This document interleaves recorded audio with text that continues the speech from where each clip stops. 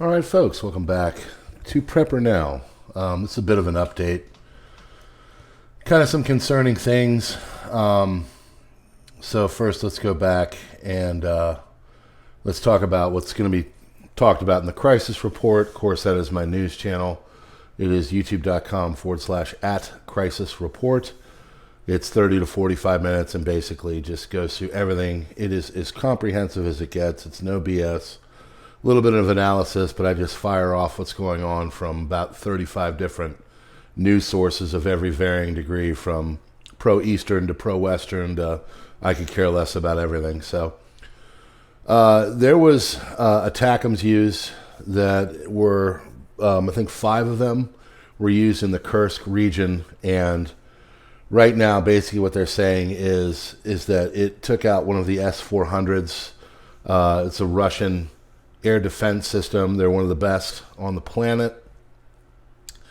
And they basically went in and took those out. There's also reports that more Storm Shadows have been used, and the list of those is quite interesting as well.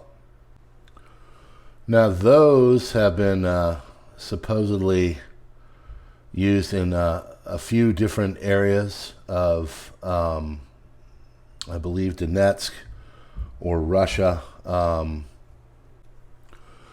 Those regions are Kherson, which is held by the Russians, Zaporozhye, which is held by the Russians, and then Crimea, which is fully occupied by the Russians, and then Krasnodar Krai, which is Russian, and Rostov region, which is Russian as well.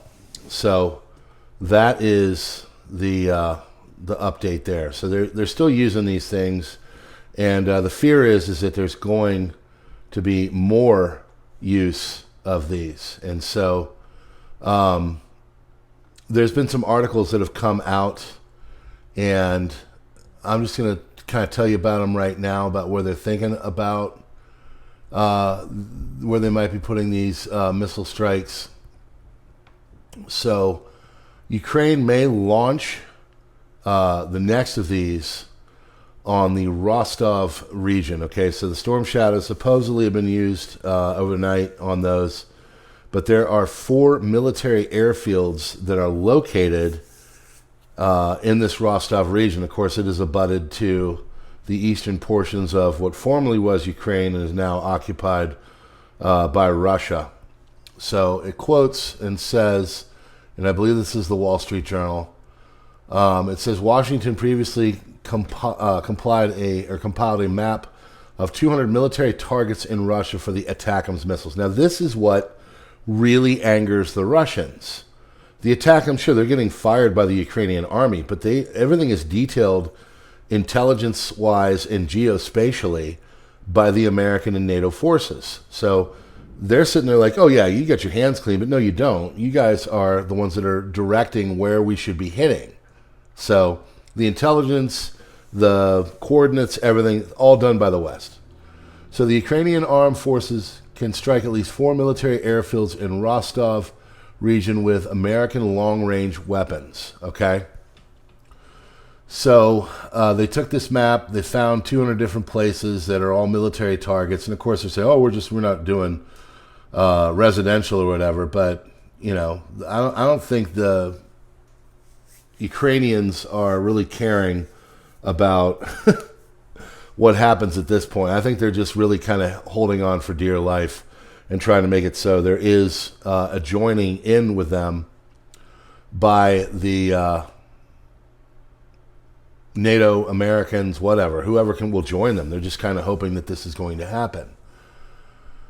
So Ukraine has carried out the second one. The first one, of course, was on Wednesday, November 20th, and now a second one has happened overnight. So this is incredibly concerning because, of course, we saw what happened with the first response. What was it? Well, the Russians, chucked the Oreshnik, or Hazel, and supposedly a hypersonic missile that is MIRV capable.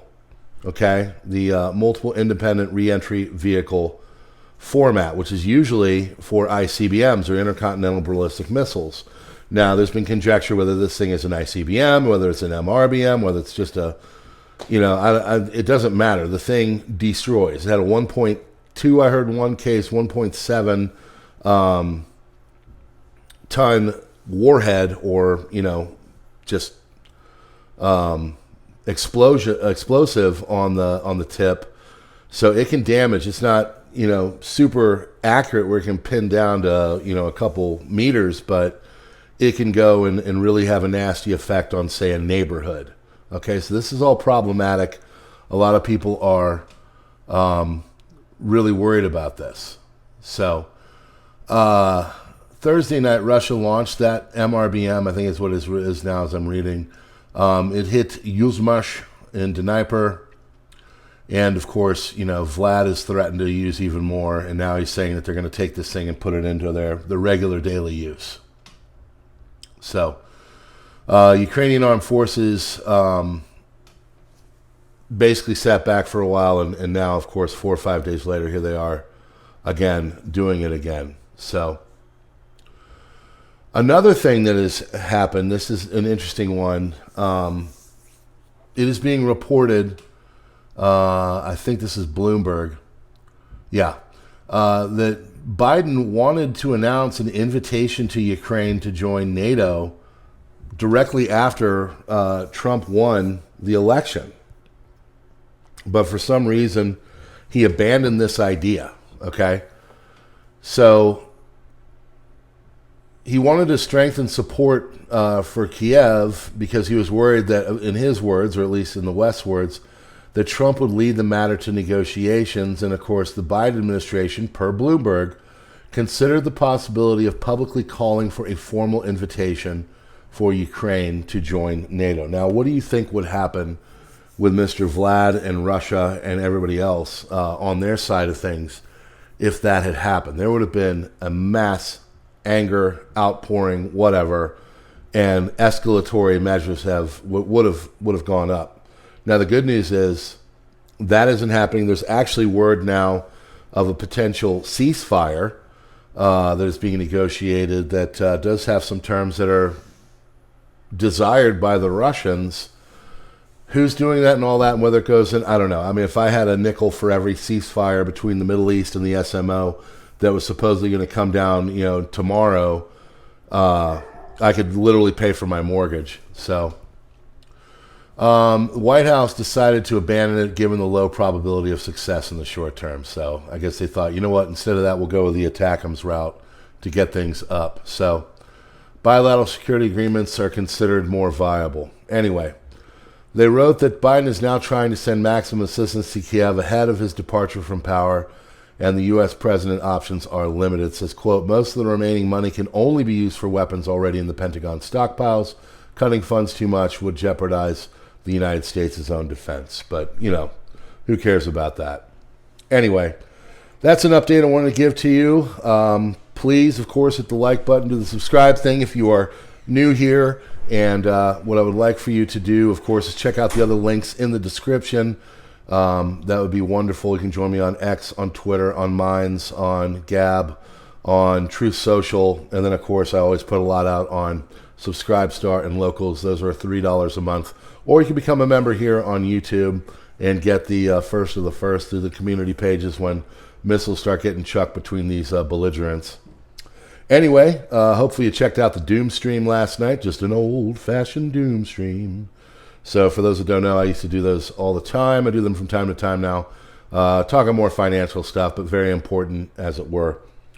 Friends, thanks for joining the channel. We're growing. We love having you here, and we'll see you on the next one.